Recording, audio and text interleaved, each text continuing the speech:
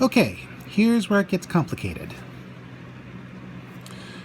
First, we meet Amy and Rory's best friend, Mel's, whom Amy has told everything about the Doctor, and who seems to resent the Doctor since he doesn't change history. He doesn't do anything to save people locked in fixed points in time. She mentions the Titanic and a certain German guy, and she's always getting into trouble, with Amy busting her out of lockup, legally of course. And eventually, after using a car to draw crop circles to signal the Doctor, Mel's finally gets to meet him. Well, Amy and Rory drew the crop circles. Mel's just tries to run them all over with a car. She's been a big part of Amy and Rory's life, even finally getting them together after revealing that Rory is not into guys, he's into Amy, and only Amy. And when Mel's meets the Doctor, she TARDIS jacks him. Oh, don't worry, she takes Team TARDIS with her. But she's got to lay low for a while, and where better than in a time machine? And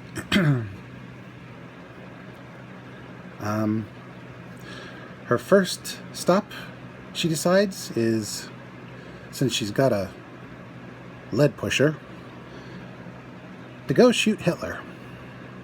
Yeah, she doesn't do anything small, does she? Funny thing about old Adolf Hitler, he could have been a great leader. He was great at getting people fired up with his speeches and how passionate he was. But the fact that he was clearly mentally ill, and his abusive father and his overly doting mother, and the loss of a young family member when he was a kid, and having to survive World War I and being exposed to rampant anti-Semitism in Paris, well, let's just say that doomed him into becoming the monster he is known as being. How very eloquently put. Anyway, Team TARDIS lands, or should I say crash lands, in Berlin in 1938, right after some sort of robot piloted by miniaturized humans attempts to assassinate the guy. And yet it failed. But not because of the TARDIS, technically. More accurately, the people piloting the machine, known as the Tesselector, well, they realize it's too soon in his time stream. They got to go further. And after Mr. Mustache tries and fails to shoot the robot, he ends up hitting Mel's in the stomach. And she's not doing so hot. So, pulling a Captain America, Rory punches Hitler out, takes his gun, and puts him in the closet. That's our Rory. Meanwhile, Mel's, she has a solution to heal her injuries, and it's a pretty novel one. She regenerates. Turns out, Melody, Amy's daughter, who is named after Mel's, turns out is named after herself, as Mel's regenerates into Melody Pond, aka River Song. And after a bit of erratic behavior, getting used to her new body, and the fact that she started out as black and became white, that's kind of a head trip, she tries repeatedly to kill the Doctor. Because, sadly, the programming of Madame Clavarian kicks in. And at first, it's playful. Clearly, neither one's trying to hurt the other one, really. But then, River kisses the Doctor, and that was the fatal move. Poison lipstick. Always with the lipstick. And this time, the Doctor can't regenerate. So,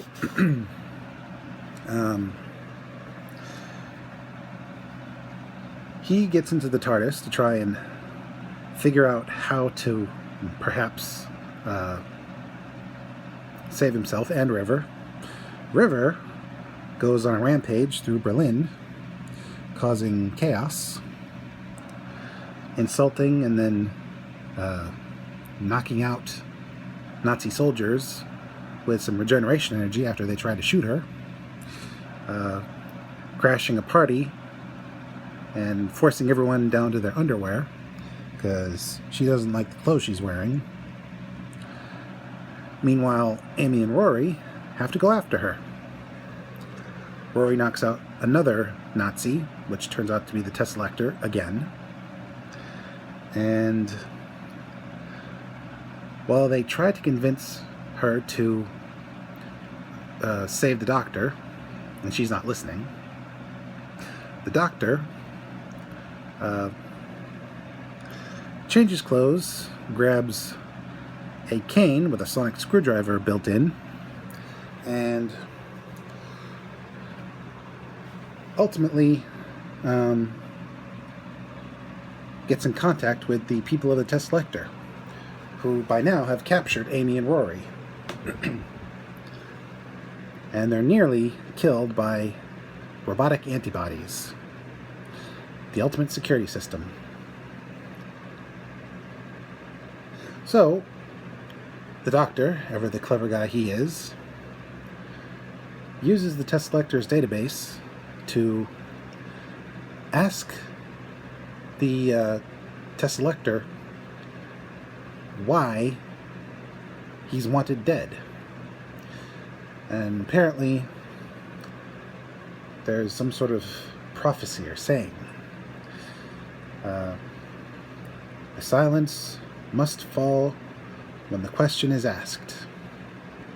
This question is the oldest, and it's hidden in plain sight, and it's unknown. But then, River is convinced to get in the TARDIS and maybe learn from it. And so she learns much. Eventually having a change of heart between Amy, Rory, the Tesselector, and the Doctor convincing her. She does something drastic. Right when the Doctor is about to die, she gives up her remaining regenerations. Not really giving them to the Doctor, but using them to heal him. And so, having finally been freed of the clutches of Clavarian, she enrolls in the 51st Century Lunar Academy to become a professor. And she's even gifted the diary that she's had this whole time. But here's the thing. The Doctor knew that he wasn't going to die that day. Because according to the Tesselector's database, he still dies in 2011 on the shores of Lake Silencio. The episode where we already saw the Doctor die at the hands of the astronaut. So there's something to look forward to. Then, while the TARDIS is in deep space, the Doctor gets a message. Save me from the monsters. So he takes Amy and Rory back to present-day London, a quaint little apartment that's being plagued by potential supernatural forces. See, there's this kid. He's terrified of everything. And he's got these little tics, like he has his parents flick his light switch on and off 5 times, and he blinks in time with the switch. And anything that scares him gets put in a cupboard. And so, Amy, Rory, and the Doctor investigate. And eventually it's revealed that people are vanishing. The surly landlord gets sucked into his own floor. Amy and Rory vanish from the elevator. And a woman gets eaten by garbage. And we find out where they end up. Inside a dollhouse that's inside that cupboard. And it's revealed that the threat is alien, and the threat is the boy. Turns out he's an alien. His species hatches in space and then gloms onto a couple who want a child more than anything. And he finds them. They can't have kids, so the aliens give him a kid. Unfortunately, he's got powerful psychic abilities, and his fear causes the cupboard to become a portal into a pocket universe made up to look like the dollhouse. And everything in there, from sounds to sights and smells, everything the kid's afraid of is in that place, including creepy dolls that chant about a ticking clock and how everyone's clock eventually runs out, including the Doctor's. And you gotta be careful not to let those dolls touch you, because you will become a doll if they touch you. Eventually it's revealed that the kid's phobia and fear stems from the reluctance of his parents to want to keep him. His alien DNA sensed that they wanted a kid, but then it sensed that they were rejecting him. So the Doctor eventually convinces the kid's dad to accept him for what he is. And that cures him. Now, the Doctor promises to come back when the kid reaches puberty, because that might be a bit of a hinky time. And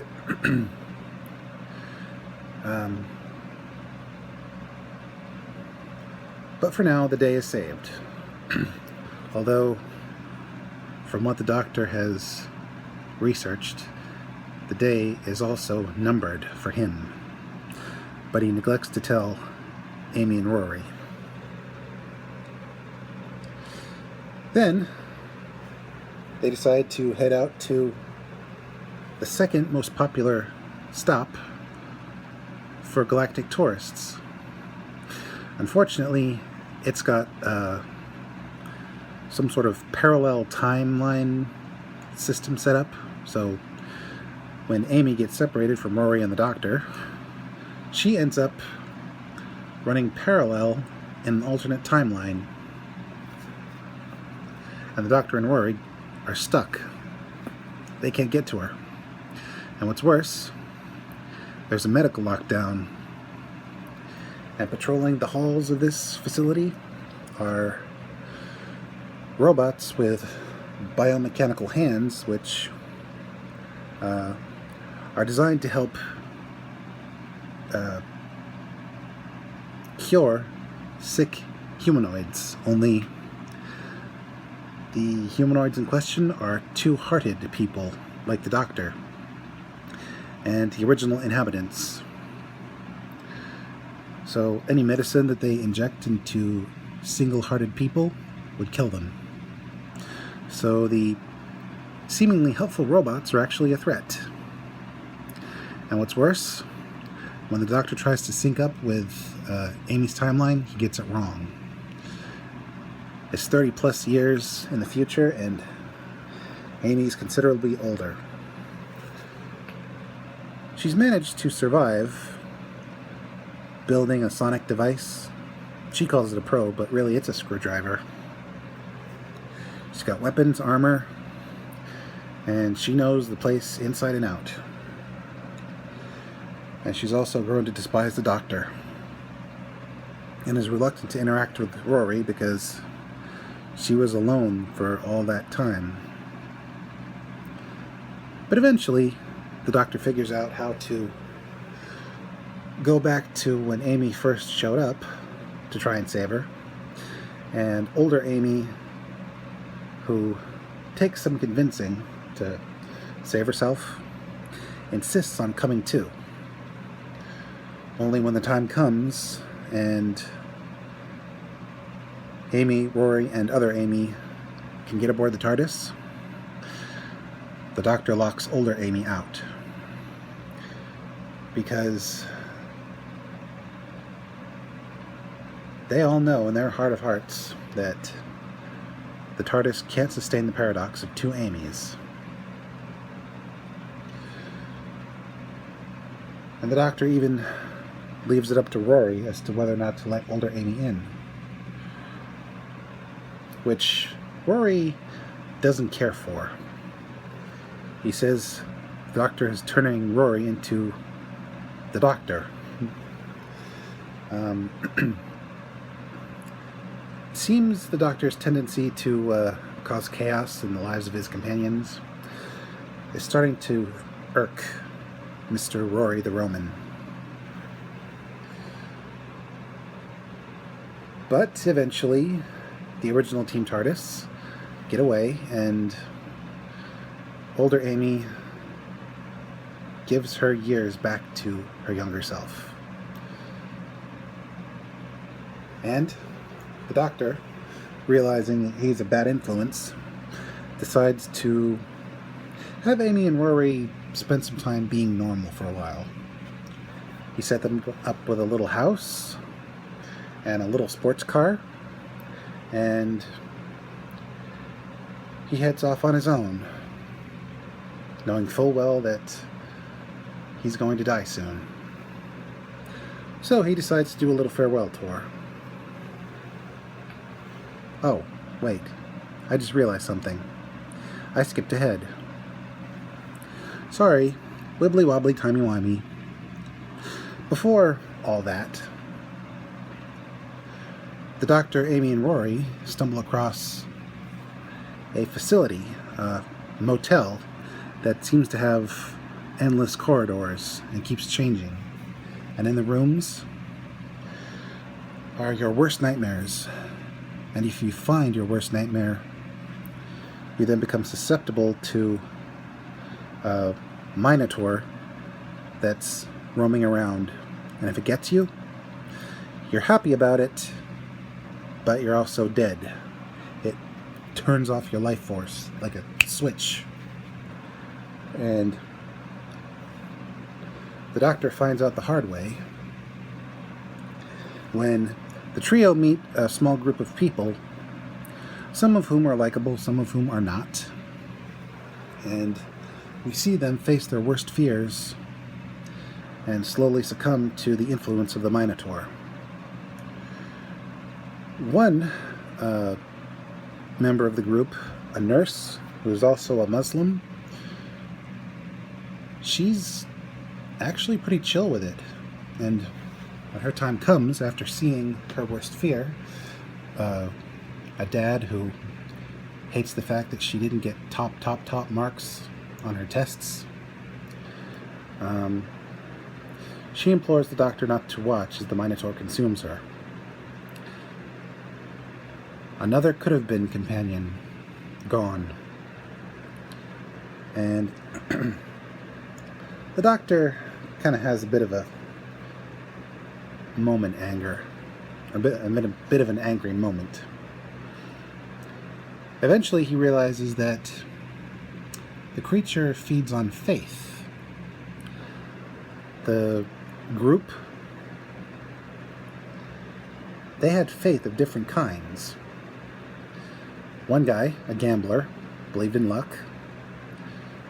The nurse, who was a Muslim, enough said. A nerdy guy who believed in conspiracies, and a mousy-looking dude from the world's most conquered planet, believing that someone or something was going to start telling him what to do. Rory is not affected by the place because he's a bit of an atheist.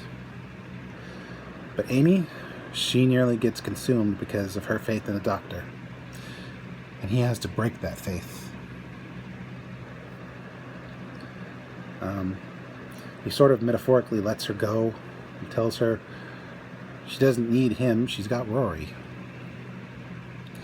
And that works. That takes the wind out of the Minotaur's sails. And we quickly realize that this whole setup is like Theseus and the Minotaur, with a motel representing a labyrinth, or vice versa. Then, after the Minotaur's control is broken, it's finally allowed to die, because it has been suffering as well. It didn't want to be there. It finally wanted peace. Turns out this species of Minotaur is closely related to the Naimon, who we met way back in the, I believe, Tom Baker era. And like the Naimon, this Minotaur needed to convert faith into energy in order to consume it. But being alone, trapped, it wanted death. And seeing a kindred spirit in the Doctor, it actually pitied him. But after the Minotaur was finally given peace, that's when the Doctor temporarily cuts ties with Amy and Rory, giving them a chance to be normal, giving them a house, giving them a car, saying goodbye for a while. But it's not goodbye forever. It's a temporary goodbye. And so the Doctor goes off on a little farewell tour, meeting up with Craig, who is in a monogamous relationship with Sophie, but they just haven't married yet. They do have a kid, though, Alfie, although he prefers to be called Stormageddon, Dark Lord of All. And he likes to call the Doctor and his dad not Mum, and he calls strangers peasants. That's not distressing at all. But it seems the Doctor has come at a very opportune time. It seems the Cybermen have returned. Not Cybus Cybermen, but regular Cybermen. They're snatching people from the mall, where Craig frequents sometimes. And it's up to the Doctor, who gets a job at the mall, to investigate and figure out what's going on. Sophie, meanwhile, is out of the picture. She's just on vacation. But she does cameo in the show. Anywho, the Doctor finds a Cybermat, the first that we see in the new Doctor Who series. And it looks more fish-like. And it has teeth. Very, very nasty teeth. Personally, I like the older Cybermats because they were not so nasty looking. Eventually, the Doctor finds out that there's a cyber ship buried beneath the mall. And they were powerless until they started laying electrical cables in the street. So the Cybermen fall on their programming of converting everyone and everything into cyber form. They even plan to use parts of the Doctor. So, after handing Alfie off to an old lady who works at the shop, he locates where the Cybermen have dug themselves out of the earth, and grabs a scanner to brandish as a weapon, and tries to bluff his way into saving the Doctor. Unfortunately, the Cybermen see right through the fact that he's holding a scanner, but they commend his cleverness at making it this far. So much so that they want to cyber convert him into a cyber leader, or cyber controller. And just before he's fully converted, Alfie's cries broadcast over the sound system snap Greg out of it. The emotional bond that he's been trying to establish finally kicks in, and that causes a feedback loop which destroys the Cybermen. Craig literally blows up the Cybermen with love. The Doctor tries to explain it in technical terms, but he's an old softy, so he just says, yeah, he blew him up with love. And, what's more, we find out this is where the Doctor got his TARDIS blue envelopes, which he used to contact his friends and send them to America. And where he got his hat, which got shot off by River.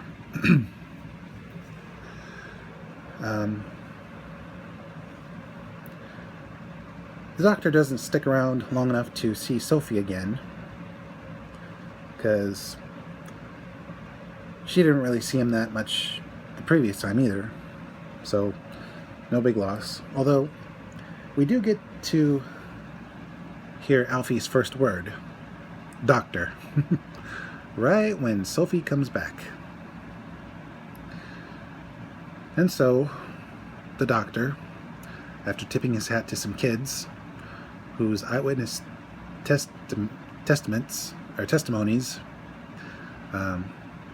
are researched by River, the Doctor goes off on one last ride to his destiny at Link Silencio. Meanwhile, Kovarian has caught up with River, and she forces her into the astronaut suit and drops her in the lake. And her date with Destiny. And the chant of the creepy dolls seals the Doctor's fate. But then we cut to a very strange new world. It seems Rome is still classic Rome. Churchill is Caesar. Various historical figures are still alive. We got Romans in chariots sharing the road with taxis. Regular cars being airlifted by hot air balloons in traffic. Even pterodactyls flying around. It's actually pretty awesome. Problem is, clocks are stuck at the exact same time. 2 minutes past 5 in the afternoon in 2011. It seems time is stuck, halfway between Wibbly Wobbly and Timey Wimey. So, when Churchill realizes what's going on, after he dismisses his Silurian physician, he calls for a soothsayer, who happens to be the Doctor, who explains what happened.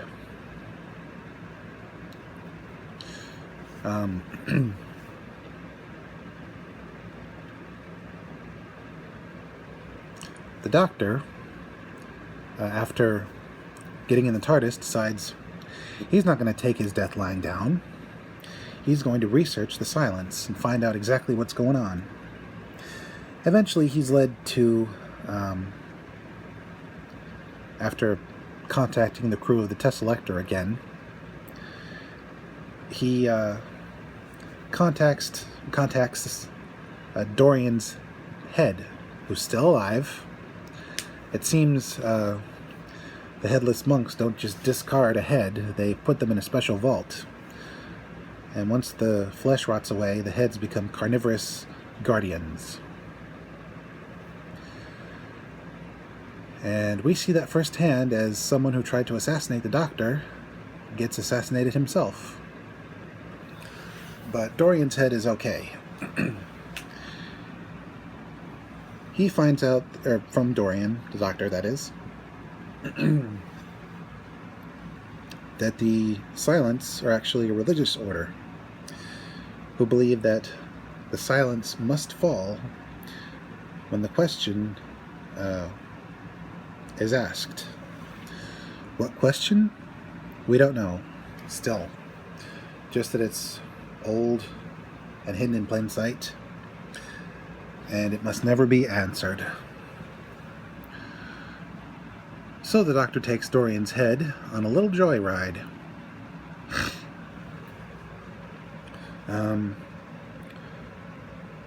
First, we go back to Lake Silencio, and the Doctor confronts River, who's stuck in the suit still, and it's running on automatic, and he forgives her for what she's about to do.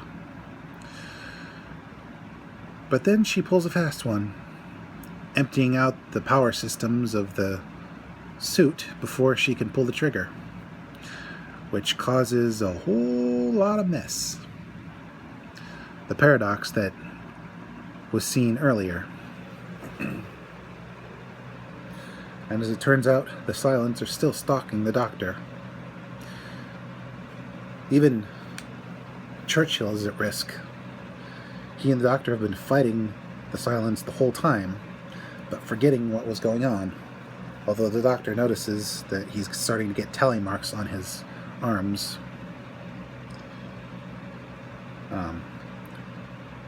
To make sure he doesn't forget about his encounters.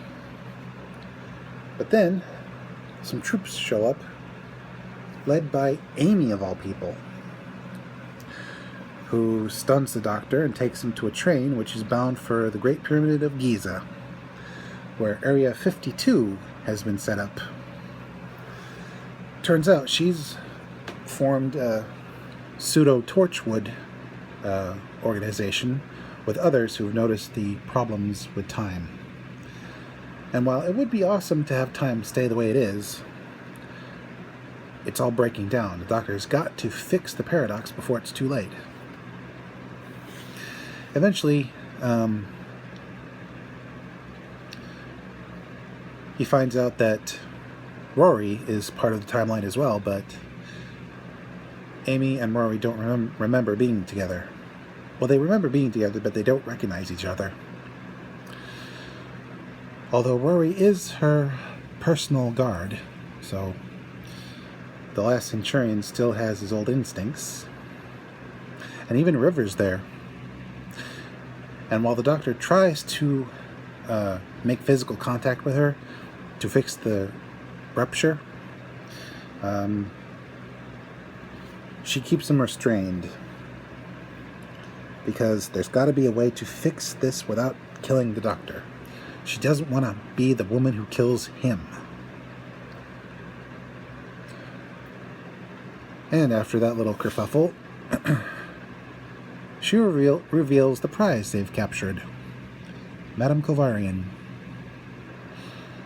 Still as bitter towards the Doctor as ever. Also, they have a bunch of Silents locked up in fish tanks to keep them insulated against electricity. But it was a ruse. Turns out the Silents weren't actually captured. They were just playing possum. Also, the eye patches they wear, they're designed to allow people to remember the Silents when they look away. Problem is, the Silents have access to the eye patches and use them to kill everyone, or try to at least. River, the Doctor, Rory, and Amy all manage to avoid death. And Amy even saves Rory from the Silents when they get the drop on him. Then we see a bit of her dark side. It seems the Silents have turned on Kovarian because she's no longer useful. And they attempt to shock her, but she manages to knock the eye patch partially off, and Amy puts it back in place, allowing the silence to finish Golarion off once and for all. That got dark fast. Eventually they get to the top of the pyramid where River has installed a transmitter. And it's been broadcasting to all the people who've been helped by the Doctor over the centuries. And River confirms that the Doctor needs to survive. So, ultimately the Doctor decides, what the heck?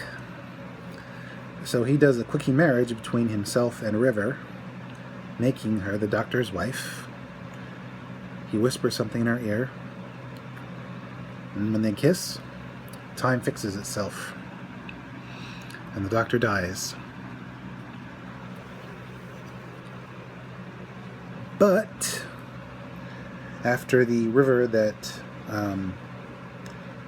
was on the adventure with the Byzantium, back when Amy first met the Weeping Angels,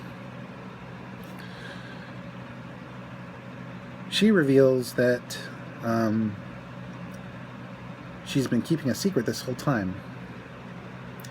The Doctor was actually inside the Tesselector during the marriage and during the death scene. Turns out the Doctor survived.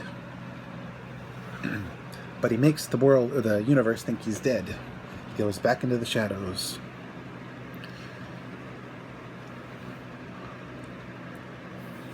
Of course, River, being a good girl, tells her parents. And then Amy comes to a realization. She came on to her future son-in-law. Yeah, there's a look of a woman who is not going to get over that anytime soon. Her daughter and son-in-law are both older than her, and she tried to go after her son-in-law. Whoops.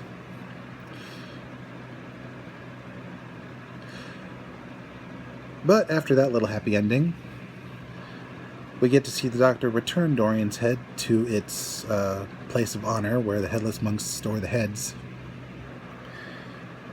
And then we find out what the question is.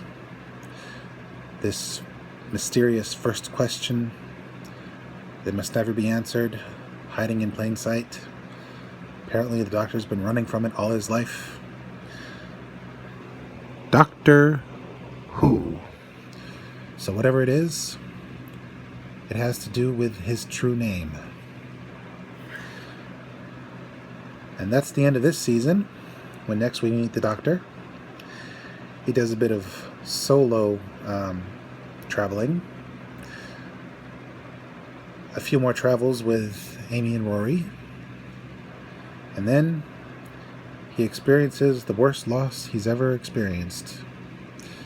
But until then, this is Mr. J signing out and reminding you, the question must never be answered. And the silence must fall.